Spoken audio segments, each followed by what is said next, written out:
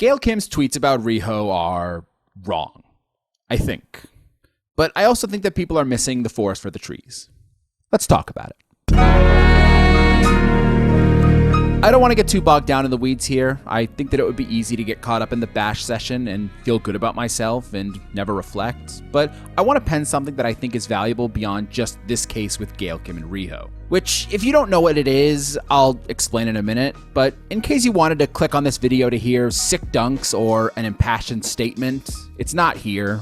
Sorry, I guess.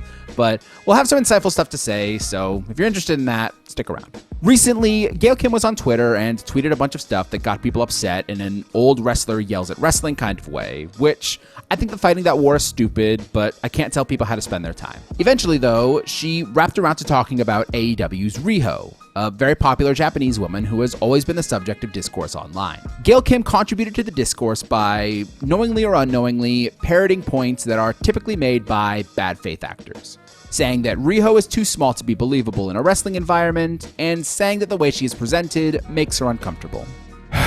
Okay, before I get into the actual addressing of the tweets, I want to make this abundantly clear. I believe that approaching things charitably is the fair thing to do unless there is an active reason to believe otherwise. I don't believe that people should approach things that Jim Cornette or Bully Ray say with the benefit of the doubt because they've been proven to be grifters who say shocking things to pander to an audience that wants to hear them say AEW bad. But unless there is an active reason to do so, I think that ascribing talking points that are similar to a group of bad faith actors as exclusively associated with that group of bad faith actors is entirely shitty and dismisses people who might just have their own hang up on something. I am choosing to approach Gail Kim's tweets with the maximum amount of charity possible. Not just because I want to presume innocence in the absence of direct guilt, but also because I think that Gail Kim has earned enough cachet as an advocate for women's wrestling that it's not fair to assume that she is tap dancing for a WWE Legends deal. If she pops up with a radio show gig where she says AEW bad for money, then I'll hold that. But I think that if anyone has earned the benefit of the doubt in this field, it would be Gail Kim. So, in her main tweet thread that has been being spread around, there are two basic points.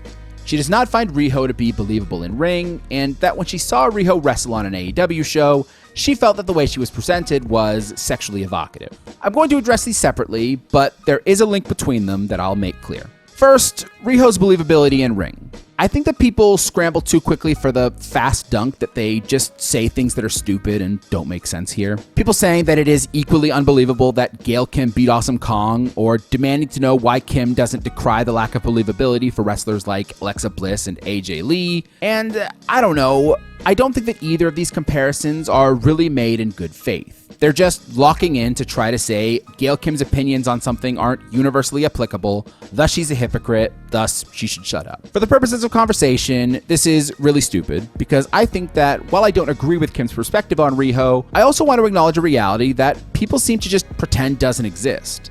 Believability in wrestling is a matter of perspective. Skipping past more surface applications of this, like the entire business is centered around suspension of disbelief, so if you're invested in something, you're going to be more charitable. Also skipping past more niche applications, like the cultural stigmas around certain styles of wrestling lending credibility to some and not others inherently. When it comes to women in wrestling, if your perspective is that men are the default, then yes, a lot of women's wrestling lacks believability. Women are different kinds of athletes to men. So if women are wrestling and people view it through the lens of men's wrestling, then sure, they're viewing it wrong, but that's also not intrinsically their fault. It's not always a choice to view wrestling this way. And while I don't believe that Gail Kim necessarily sees wrestling this way, it is a fact that Western wrestling companies do see it this way. Just on a surface level, literally just cosmetically, women do not belong in the wrestling rings used by the prominent Western companies. The rings are not made for them. They're made for 6-foot-tall men because that demographic is disproportionately who they hire. Literally just this understated cosmetic adjustment is going to skew perspectives. You see women running the ropes in WWE and AEW, and they're barely getting momentum because they can't lean into the ropes the same way men can. It's a constant battle with the forced perspective that women have to navigate regardless of the style of the wrestler. Some of them have overcome it, but it's almost exclusively the wrestlers that fans are already invested in, which supersedes any notion of believability being an objective question. As for Riho herself, because I'm not going to pretend like Gail Kim or any other good faith critic is simply being tricked by the ring, I think that a lot of people just completely lose the plot because of how much bad faith is spewed at her. Riho is a wrestler that is unapologetically Joshi.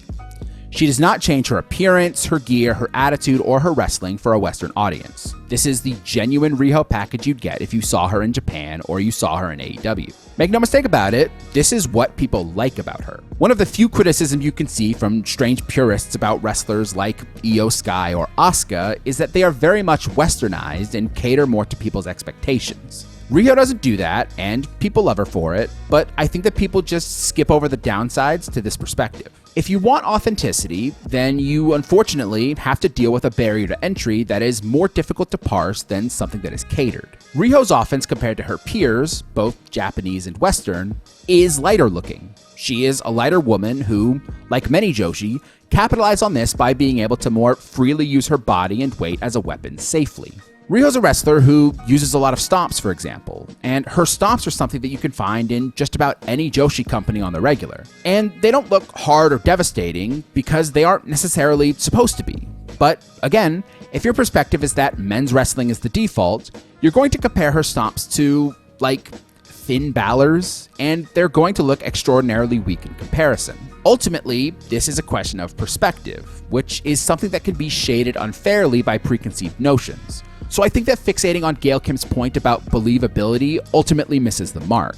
Yeah, she said it, and yeah, she's able to be criticized, but people focused on that aspect because it's a very common point made by evil lizard people who want to bicker. Whether or not Gail Kim finds Riho's offense believable is immaterial to me, because I don't know her perspectives on wrestling or what she finds believable. But I'm also not willing to ascribe any perspectives to her beyond the observable reality that I think Kim's perspective was shaded by her second point, making any interpretation of Riho's wrestling tainted by bias. Kim's second point, and I'd argue it's her main one because it's what she talked about in the original thread first, more often, and if you wait a second before getting in your sick dunk, you can see that it's probably what causes her negative view on Riho's believability. Kim says that she felt uncomfortable watching Riho, who was always dressed as a little girl, and the camera would go up her skirt. So I'm going to fill in the gaps just for the purposes of this discussion. These words were not used by Gail Kim, but is instead what I think people are reading when she said this. Riho is dressed like a Japanese schoolgirl, and her portrayal is fetishistic in nature, even if it is not directly and overtly sexual. There is a lot to unpack with this, so we're going to break it into more palatable subjects. We're going to start with a more broad approach. Without getting into Gail Kim's specific perspective, yes, there is an issue with the way women's wrestling is viewed with regards to sexuality. The majority of the audience of any company are men, the dramatic majority of promotions are owned and operated by men, and all of this exists in a culture where the perspectives of women and their actions have been shaped and directed almost exclusively by men. On top of this, yes, there is a serious problem with the fetishization of Asian people. Both men and women are affected by it. There is a gross exaggeration of Japanese people's relative timidity into being small beings in need of babying, but specifically with women, the perspective of them being more submissive. The Japanese schoolgirl fetish is one that appeals to this fantasy. A small girl in a short skirt who is shy and not assertive and won't challenge the person having the fantasy. Because of this existing in all walks of life, and not just wrestling, but also especially wrestling because it's a business of exaggerated pantomime, there are people who are prone to treating Japanese women simply existing as pornographic because they are fetish objects to some people. This is easily able to be seen with how people talk about Joshi companies. The reality is that there are weird freak gooners who watch them because of these fantasies. But because of that, the sexual objectification is projected onto the product itself, which has all sorts of other problems and is beyond the scope of this conversation. The point is that there are a lot of people who conflate a subject being sexually fetishized and the subject being sexual. I can't speak to the way Gail Kim feels when Riho wrestles, or whether or not cameras were deliberately shooting up Riho's skirt, or if it was just a byproduct of Riho's gear being a skirt with shorts underneath it, but I think that it is extremely easy to confuse a Japanese woman is small and exists with they are catering to a Japanese schoolgirl fetish fetish solely because there exists people who will interpret the woman as a Japanese schoolgirl and fetishize them. Before going into Kim's perspective itself, I want to point out something that people need to reconcile within themselves. Keep in mind that if you've had this conversation with yourself and it doesn't apply, you don't need to respond and defend yourself. I'm clearly not talking to you.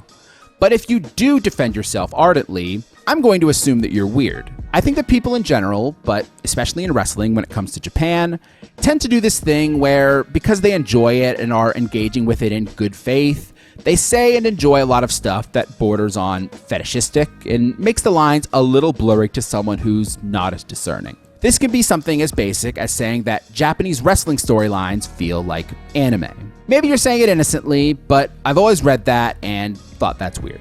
Conversely, there have been enough Joshi acts come through AEW that there is definitely a trend that exists that I think borders on weird when it comes to who gets popular quickly. Someone like Riho was popular very quickly. Yuka Sakazaki is still regarded extremely highly. Maki Ito has a lot of people wishing she'd come back.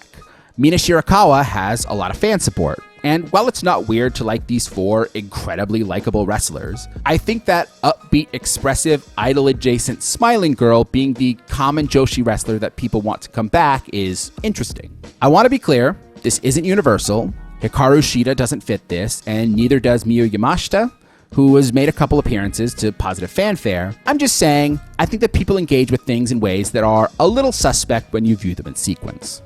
Okay, so Gail Kim's perspective. Regardless of whether or not she is suffering from this conflation of fetishization and sexuality, is one that I think people need to put in perspective just a little bit. On an individual level, Gail Kim is someone who people broadly know three things about. She wrestled Awesome Kong in TNA, she tweeted about Riho in 2025, and she was the reason that the WWE knew that people were sexually attracted to Asian women. Very famous story to speak to the disgusting culture of the WWE, but when Gail Kim was either looking to sign or looking to be pushed, I don't currently remember which, alleged sex trafficker Vince McMahon was bullish on it because he didn't think that anybody would find her hot. To which Jim Ross said that Asian porn is very popular. Literally, just with this story, I think that it's probably fair to say that Gail Kim might be a little bit more sensitive to fetishization of Asian women than the average bear. So if she sees a clip early on in AEW of a small girl in a skirt, she's probably going to view it uncharitably because of her own personal experience. And I don't know, man, as a third party, you might just have to hold that. On a more broad level, I think that people are so numb to older men shitting on wrestling in general that they just kind of got used to their perspectives that they hadn't really considered that women are going to have different perspectives. And because of a lack of precedent and also general misogyny, people are going to be significantly less charitable. The big thing here I want to point out is that women who are older who broke into wrestling in a different era, like Gail Kim, Mickie James, and for convenience's sake, Becky Lynch, their perspectives on newer women being more openly sexual being negative is something that I don't think fans have the emotional maturity to actually address. With these older female wrestling pioneers, I think that the view that ultimately boils down to when I got into wrestling, I was fighting to not be viewed as a sex object, but instead to be viewed as an athlete worthy of respect, kind of starts to get expressed in a way that amounts to prudish conservative scolding about someone like Rhea Ripley being sexual. And I get it. It almost certainly sucks to be one of these pioneer figures who had to brave the cultural stigma to try and establish a norm and then see future generations act in a way that potentially reinforces that stigma or in a way that ignores that a stigma ever existed. If you're paying attention, you see it in pop culture sometimes. A woman wears a skimpy dress in an award show, and young people say, there's no reason for that, that's not feminism, it's just gross. And it's really difficult to explain to them that the ability to wear skimpy attire is inherently feminist, because it's a decision that a woman is making for her own body. On the surface, Rhea Ripley throwing ass is indistinguishable from women being viewed as sex objects in the 2000s. But where it differs is that Rhea Ripley openly says that she is having fun and she enjoys that other people can have fun with her. This obviously doesn't eliminate the weird cultural context. Someone saying that they don't think that they're being sexually objectified doesn't mean that they weren't sexually objectified. But this comes back to a general basis of charity. As long as Rhea Ripley isn't saying things that actively undermine women's progress, then the ability for her to own her sexuality is, in itself, a win in the battle that Gail Kim, Mickie James, and Becky Lynch fought. If they don't feel that way, that's fine too. But I think that we can also allow someone like Gail Kim to just be wrong because she's older and her perspective is rooted in different information and experiences. As long as she isn't engaging in bad faith and isn't profiting off of harmful remarks, I think that it should be fine that she's wrong. I think that there is a problem in wrestling where people infantilize Japanese wrestlers, which manifests in the defenders of them to sometimes unknowingly fetishize their foreignness. And while this isn't as much of a problem as being harmfully racist or a weird, gross gooner, it is definitely a problem. Just because people fetishize a thing does not mean that that thing is inherently sexual. Women under patriarchy are always going to be sexualized and fetishized regardless of their intent, and saying that they are being sexually explicit when they might just be existing is normalizing that. Women who are small are allowed to be small, and people are allowed to be fans of them without fetishizing them. Women who are small are also allowed to be hot. And while people are also allowed to think that they're hot without fetishizing them, there is a distinct difference between thinking they're hot and they're small, thinking they're hot because they're small, and thinking that they're hot because they're small like a child. The unfortunate reality of fetishization is that you have to parse it with extreme nuance. Because if you accuse someone who thinks a small woman is hot because they're small of being essentially a pedophile, you're also saying that woman is not allowed to be a sexual creature lest they be encouraging pedophiles. It sucks to approach broadly ignorant subjects with nuance that is never going to be reciprocated, but the game is the game.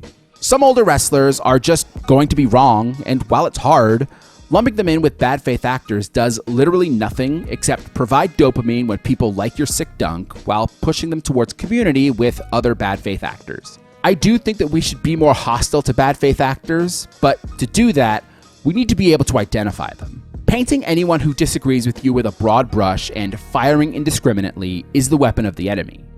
We do not need it, and we will not use it. Thanks for watching. I hope you gained something from this.